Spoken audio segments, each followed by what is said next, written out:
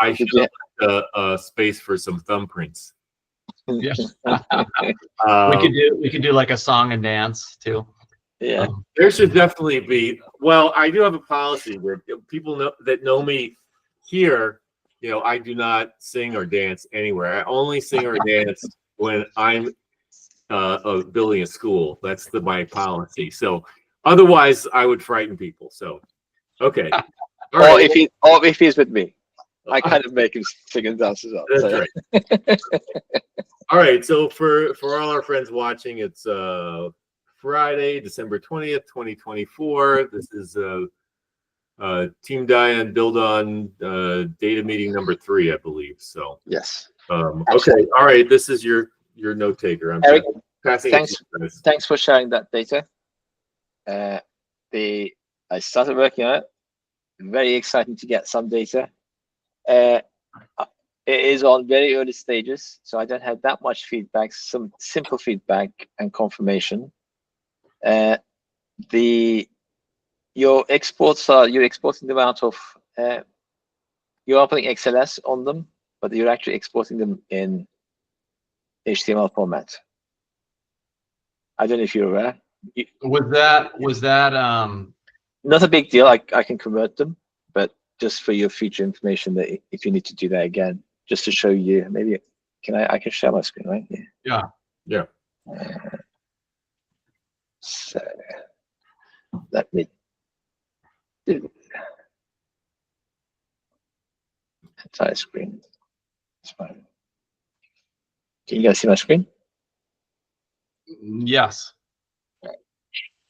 So if I take this one. Mm-hmm.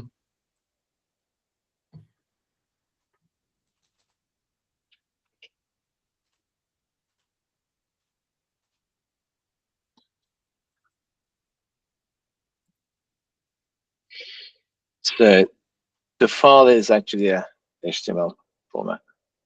Okay, so yeah, I could convert it to. So I think most of those. Which one did you open right there? So that's the enrollment one. So just so that you know, I mean, they're actually HTML. I can convert them as well. So I converted them for my purposes. I'm just giving a feedback in case you're doing this again. So it comes up as that, but I can convert them into. I already did. Right. Okay. So that's the first one. The other ones were Excel.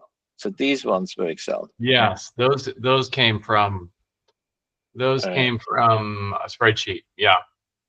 Now I just want to confirm what does cohort stand for?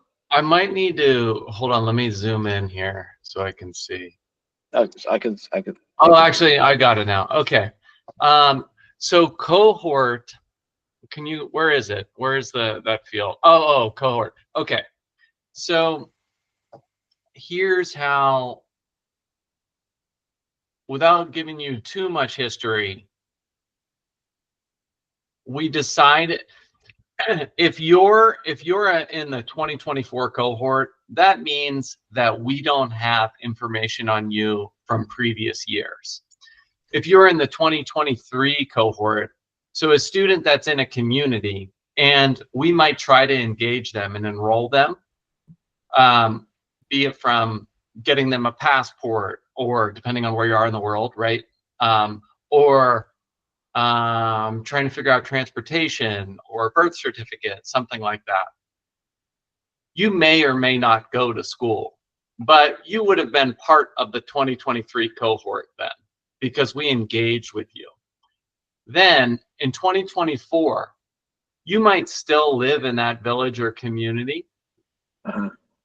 And if you do, whether you go to school or not, in 2023, if we try to engage with you again, you're still part of the 2023 cohort. You become part of a cohort the first time that we engage with you. So students should not be duplicated across cohorts. So anybody who's in 2022 won't be in 2023. Is that right? That's correct. Yeah. Now, okay. Just obviously, there's this is a math. So I'll give you a little bit of insight on how we collect this data. So the Educated Child Fund, which is our largest funder for our global programs, they're the foundation that it's really one of the primary reasons why we record this information at this step. So we have education officers and impact officers in each one of the countries where we run this. The only country that we don't do it is in Nicaragua. Right. Twice a year, we go through and we go into the communities and we gather information on these students. But as you can imagine, we're dealing with so many students, it can be very tricky, right? So there are students that could be in a community for 1 month and then gone. And so we have to go down to the actual student level. So we're really curious, who are we, like, we're investigating a single person, essentially. And it is, I just wanted to say, complicated for that fact. So the teams doing this are, Malawi probably has the largest team doing it at buildOn, and there's probably, Jabril would be the right person to ask for this. There's probably a total of 5 people that would be involved in some way, shape, or form in it. In Okay. Nepal, it's probably fewer.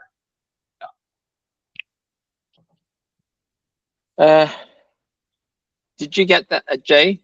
What's your Yeah. understanding from that? What's my understanding? Yeah. Are you paying attention? No, I am. You're talking about the complexities of tracking this student by student over time. Yeah. I mean, some of the stuff. I just had a quick look at the data, and it doesn't have birthdays. Some of them don't have birthdays or years rather. So some obvious stuff is missing. Yes. And We're also audited on this, Hassan. So the Educated Child Fund has an independent group that audits that. So, and I don't know the name of it, but we go through an audit and they give us feedback, and there's green flags, yellow flags, red flags, I believe. And yeah, that's one other layer to this. Okay. So have you had full green ever? No. Well, I don't know. To be honest with you, I'm a little bit on the periphery of it, but I am informed on it because Jabril would know the answer. Okay.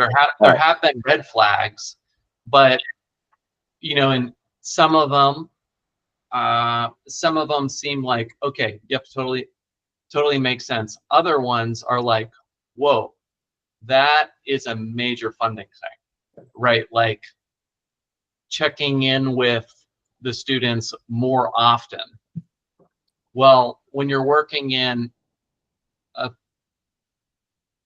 30% of our schools, so when you're working in 1,000 different communities globally, right? How can you visit each student more often? So there's some complexities with that. Obviously, we aspire to have that perfected. Okay. So I think these are the areas where it gets really interesting, whether there are some opportunities around smartphones, i.e. writing some tiny smartphone programs which just checks in with the headmaster or the parents of the student. So if you go to see the student once, then maybe you install an app, a small app onto the parents, and that small app just once a year or once a quarter just sort of like pops up and says, hey, I'm from buildOn. Do you mind taking 2 minutes? Tell me what your kid is doing, right? So that could, I mean, writing those very simple apps isn't that big deal in the sense of like one thing Jabril has told me, and also he's the best person to talk to about this stuff, because you have to, like, these foundations, that they're working across the globe and they have a big teams auditing and checking things out and different technologies.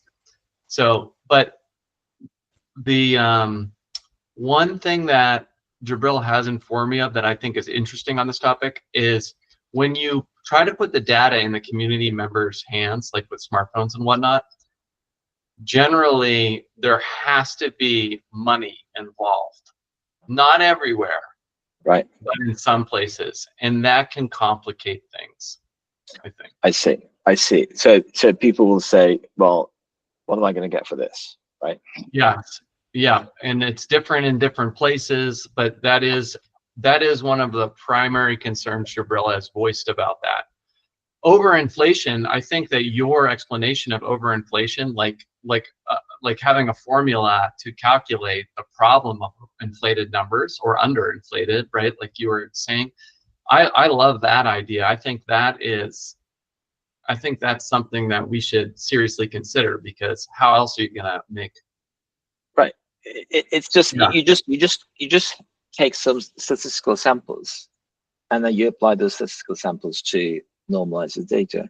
The interesting about the individuals, so maybe then the only source would be a vested third party who may be able to do this, right? So whether that's the headmaster potentially, so somebody who may benefit from it in the long run, they might get a second school, or buildOn gives them additional resources for that community, or the community leader. I guess the community leaders are not likely to have the ability to use the tools. I think the guy in Senegal couldn't read and write, right, Jay? The community leader, right? So it might be the headmaster who takes it on.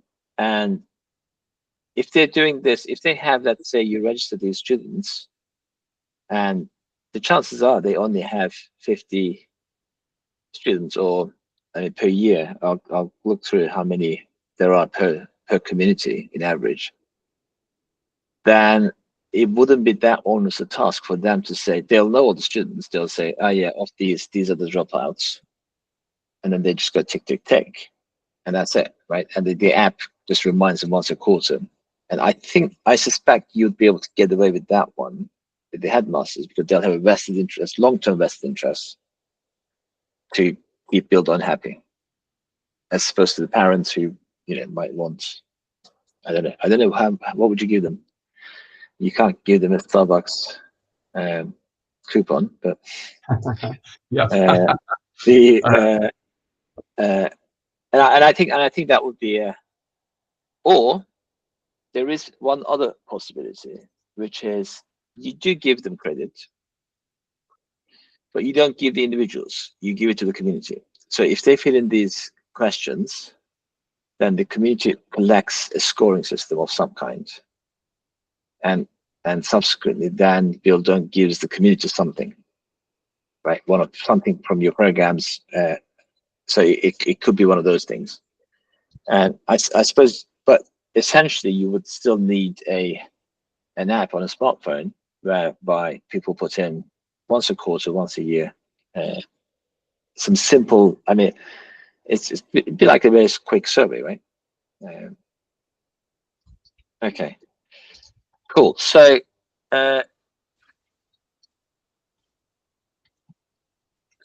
how can we use this session effectively? So until I get a chance to go through this, I'm not going to have too many questions, and we can kind of collect and ask them to you.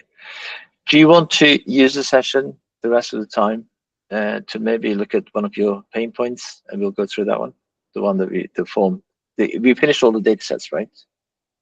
Was there anything else there? Well, I guess we need to make sure that, because I will be offline, particularly next week. And so I want to make sure that you do have, I want to make sure you have what you need. There's one additional data set that you probably don't need it, but I just uploaded it. And it's, one thing I noticed is the community profile ID on all of those out of school children sheets is only 15 digits. And so I'm sure you know how to deal with this better than I, but in Salesforce, it recognizes capitals and lower cases as unique. But that's very annoying. yeah. And so that's what I did, annoying. yeah. And honestly, they should just have only the 18 digit. I don't know why they do that, but it's probably a space thing, three more characters or something. I don't know, but I uploaded a key if you need that or not. And what it has is it's got the OOSC student 18 digit ID, which is on all of those sheets. I see. The community profile 18 and then digit. converts them to 15 digit. Okay. So sorry about that. And that's something we have to fix. It needs to be the 18 digit in all cases everywhere so that something like this doesn't happen. Jay, for your benefit, that's called an XREF table. It's just a matching table. You simplify things beautifully. All right, so that's cool. That's fine. That's great. Okay. I'll make sure we put that in. So just so that you know, in our next task is we're going to bring this data into possibly into Excel. Well, I've already done it into Excel, but to Excel and into something like Power BI, so that we can start analyzing the data. But in the at the same time, I'm happy to do sessions to sort of like try and talk through the pain points that you currently have and see how we can resolve some of those pain points. This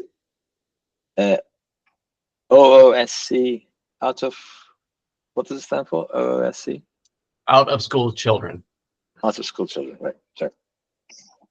The out of school children data collection, you said that the country managers are collecting these, right? Yeah, so there's an impact officer in every country, and they're responsible for it as well. The impact officer is responsible for only data.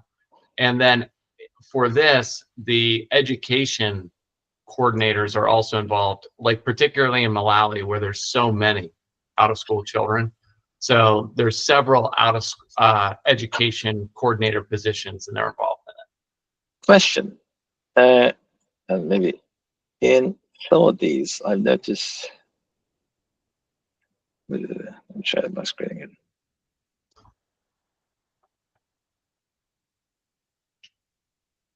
Fantastic.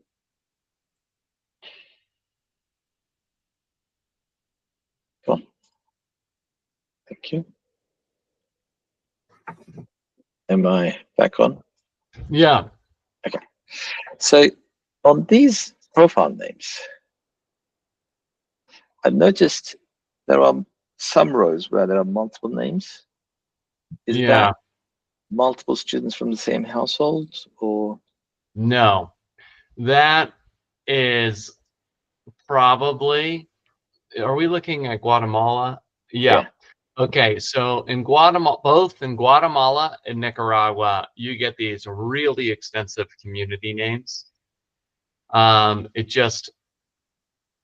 those are just, it has something to do, I wish I had an explanation other than that's how they identify these communities. Conversely, in Nepal, it can be very, very trying because they'll be very general names like okay, so it is the name of the community, so it's not okay, cool, that's fine. And are there any duplicates? Let me just see very quickly.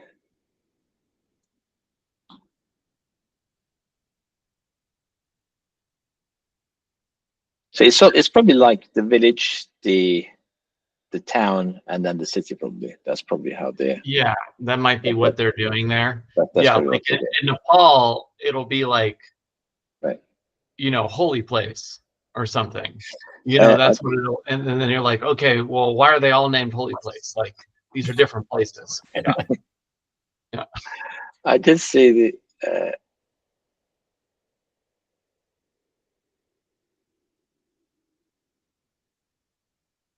like this one has,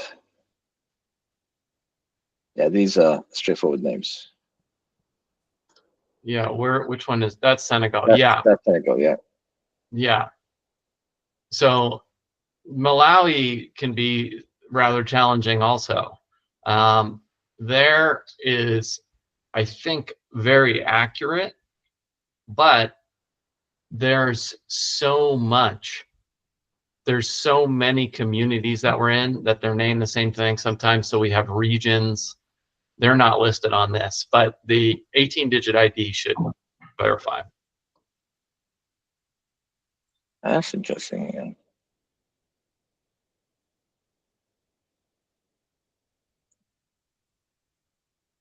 So this one seems to be missing some columns. If it's is it no? It's 2023. Okay. So this Wait, one, community name is on column C. Yeah. So unfortunately, on any of the 2024 ones, they're not going to have an 18-digit ID. And you know, that's an unfortunate scenario. There's several things that could be happening depending on the country that it's in. Dylan, who works on the data team, it is his job once the 2024 collection period has ended, which I believe is on like the 12th of January. Right. He then assigns IDs to them. He then goes through it, and it's his job. And there can be lots of different scenarios depending on what country it's in. So there could be new communities that we've just entered this year. There could be communities that are mislabeled. There could be several different things. I see.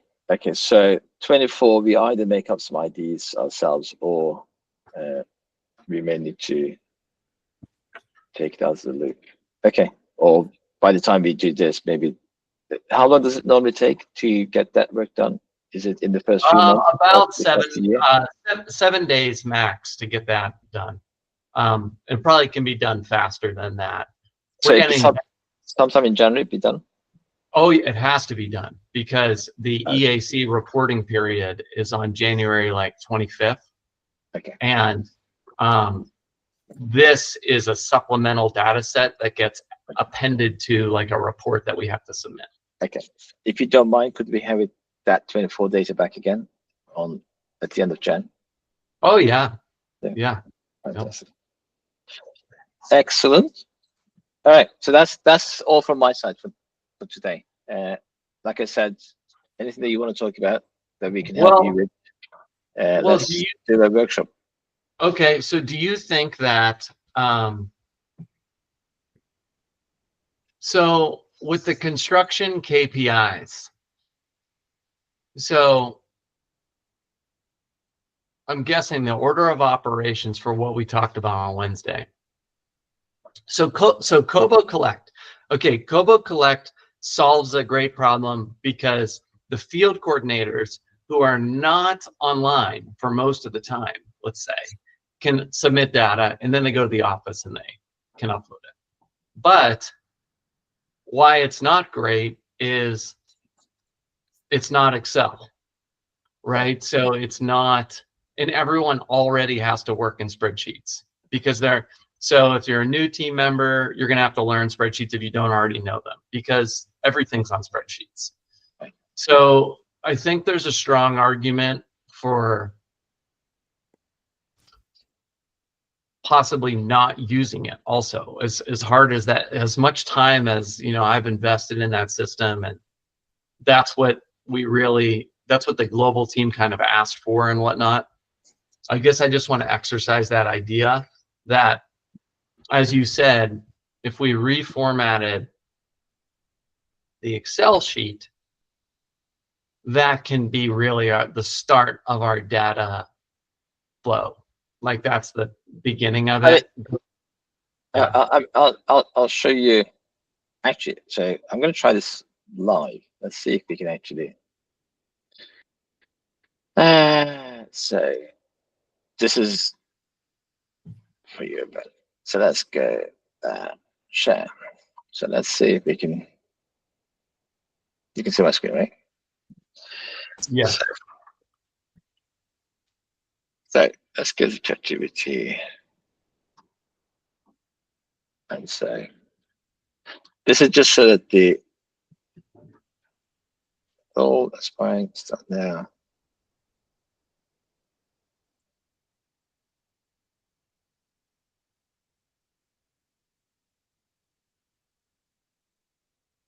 Come on. All right. You are a VBA developer.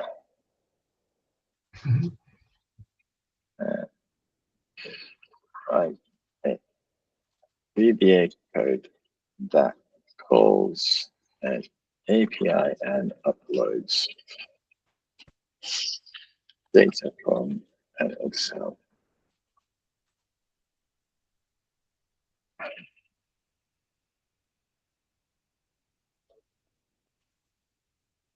Mm-hmm.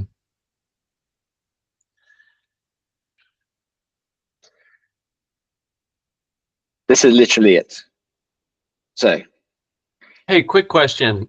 yeah, Hassan, why does it do an HTTP call and not an HTTPS call? it is an HTTPS call. Oh, okay. So the HTTP in general is called an HTTP client. So the actual HTTPS is the protocol underneath it. But in general, when we talk about HTTP and HTTP client, it just means it's connecting to an HTTP endpoint, as in like as a web endpoint. So it's saying, okay, and this will be an endpoint that you would have from the Salesforce API. Salesforce. Yeah. Right? You would have some sort of authentication here, whether that's a token or something else. And you get your sheet. From your data, you create a JSON string. So this will be whatever string that you're putting in. And you send that JSON string to the API, and that in return tells you back, oh, so let's say we're uploading a new. I mean, you could even upload a new community through here. I mean, assuming that the Salesforce allows it.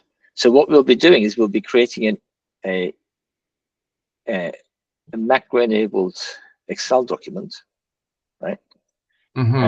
So let me explain about that, how that works. And Hassan, so in doing something like this, are there any security things? I'm going to come to that. Oh, okay. I'm just going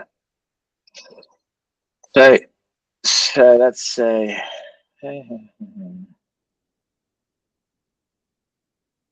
Right, so let's say.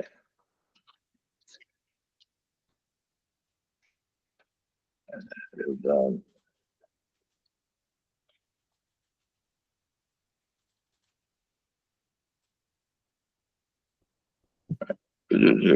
So you write it as a Excel and a macro-enabled Excel, right?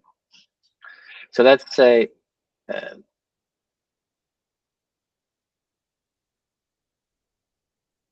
let's record a macro. So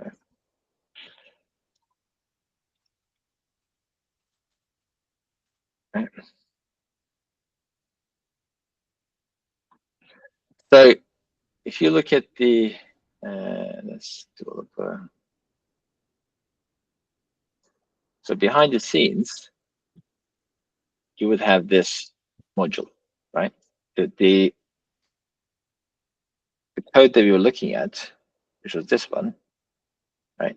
So this becomes the module that you would actually. I mean, I don't know if this is correct, but so that's for the sake of it, I'm going to copy paste this. Obviously, we check this, right? So this macro, what you would then do is you'd say, okay, I have this wonderful form. Let's assume that this is a form where you've, right? And you would then put in and say, okay, in here, what I'm going to do is I'm going to put in, I haven't done Excel programming for a long, long time. So bear with me while I figure some of these out. Let's say you put a button here and you say it's going to do this task behind the scenes, right? Whatever that button is. So if I actually delete this and press this button, it puts it back, right? So what we would do is we would actually take this and we would assign it to upload data to API. So we would assign it to that, right? Now, in terms of security, obviously the key thing on the security is the security behind this endpoint. How do we authenticate against this endpoint, right? Now, if you thought this spreadsheet was secure itself, the spreadsheet itself was secure, you could embed a security token into here. And then what you would do is you would say, okay, we're going to keep the security token and update it and have it expire every 3 months. So you create a security token and then issue it to everybody every 3 months or 6 months. Or an even better one is so when you press this button, a login screen comes up and says, put in your password.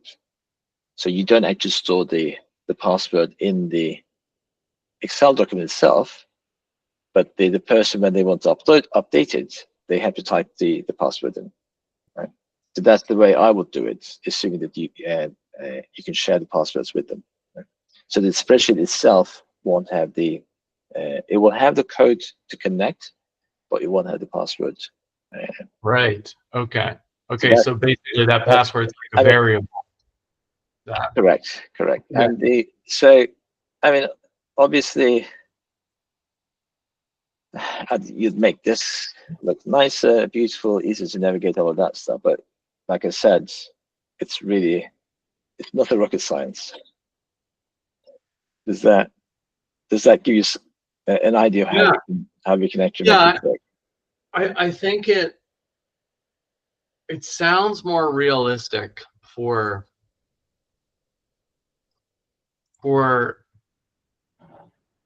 just having an entire team.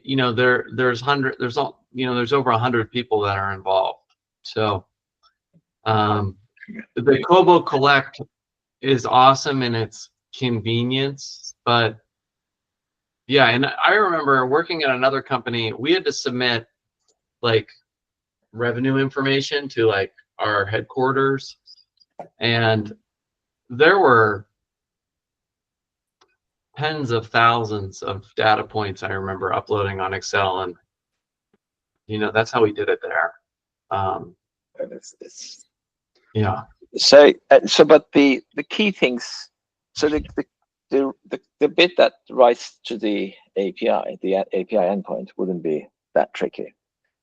I'm assuming the Salesforce will have a fairly well documented API that we can connect.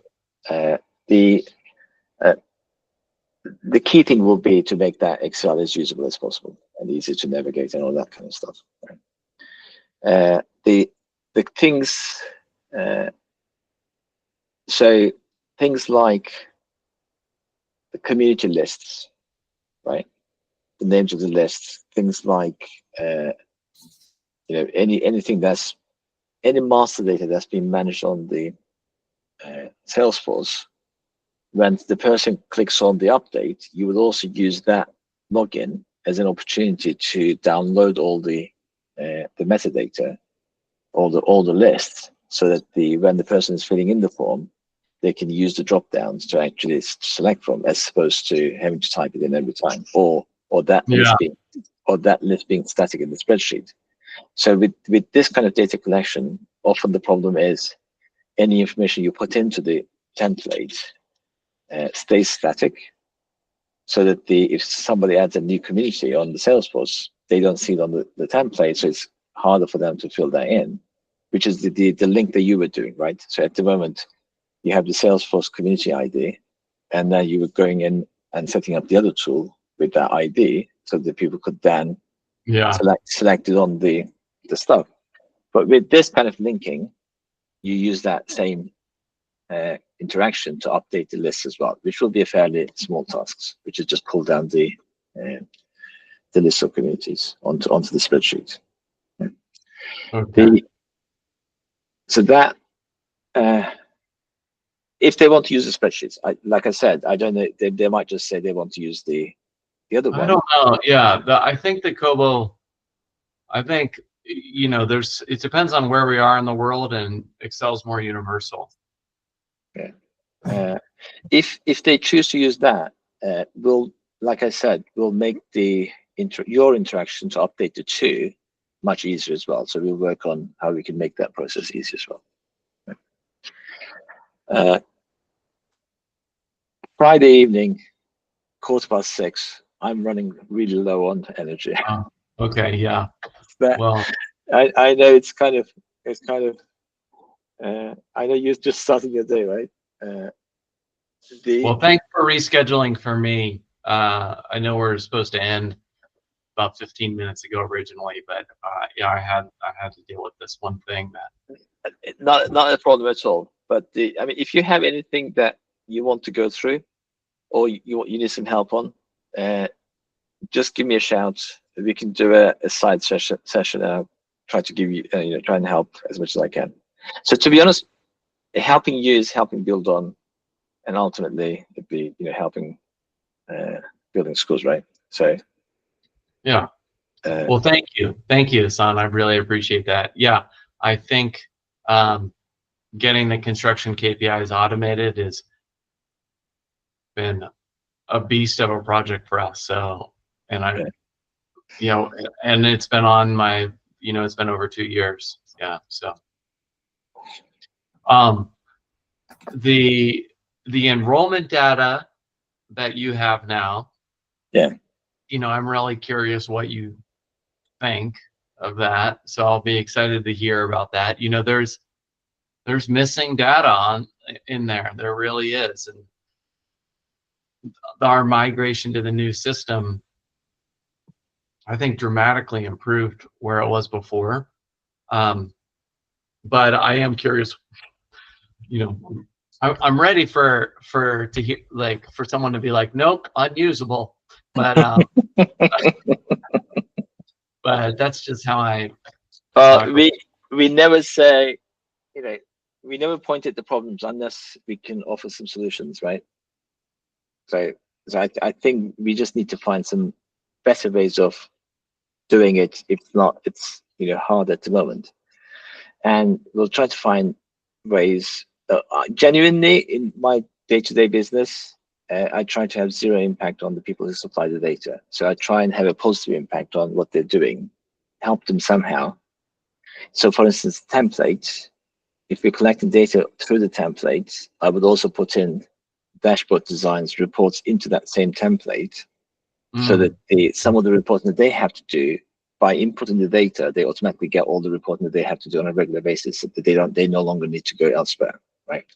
So there are that kind of tricks that we can do through Excel, which will encourage people to update the data more frequently, right? And actually, that might be a good reason for going with Excel as well. Yeah. That is another thing. I was thinking about that also, in the sense that with Kobo Collect, the form's great. You can use it offline, but on Excel, you can see everything row by row. And I guess that's just easier for people to comprehend. Oh, I missed Wednesday. Oh, why is Wednesday have 12 people when the rest have 35? So. Right. Excellent. Thank you for your time again, Eric. So you're you're done for the year? Yeah. I mean, there's always little things, but I am going. So my wife's family lives in the Bay Area, in outside San Francisco, and so Right. we'll be headed there. Nice. Jay, what are you doing for Christmas? Just Vermont for a couple days and then back. Just skiing for Christmas. Nice. Yeah. Where? In Vermont, it's a place called Brownsville, Vermont. So it's about maybe 40 minutes into Vermont on Interstate 91. Okay. Okay. Cool. Oh, actually, next time I come to New York, if I come before the season comes up, if it finishes, can we go skiing? You can ski with Lauren. I've mostly retired from my skiing career. Hey Hassan, are we good for? Do you want to leave the meeting on the 7th, the way that it is, the time that That's it fine. is? Yeah, leave it for now. Yeah. Okay, because I know Jabril said he could do that, and I think you guys should say. I can't do it, but you guys could say to Jabril whether he's needed for the 7th or whether you're going to give him the day off. Let me do the first round of analysis, and then I'll have a better idea of what question I'm going to have. Yeah. Excellent. Okay. Thank you very much, gentlemen. Yeah. Okay. Well, See you have next a year, good I guess. holiday. Yeah. See you next year. If you need it, I'll be checking my email intermittently if there's anything Likewise. urgent. Likewise, I'll also post you my WhatsApp phone number. So if you need to ping me anything, feel free to ping me on my WhatsApp as well. I think you don't have my number, right? Do you have my number? I don't. No. No. I have WhatsApp. Yeah. But I'll send you my details. Or Jay, if Well, you I have create a group. We'll create a WhatsApp group. How about that? fantastic. Cool. Great idea. All right. All right. Thanks, guys. Take care. Happy holidays. Happy holidays. All right. All right. Bye. Thank you.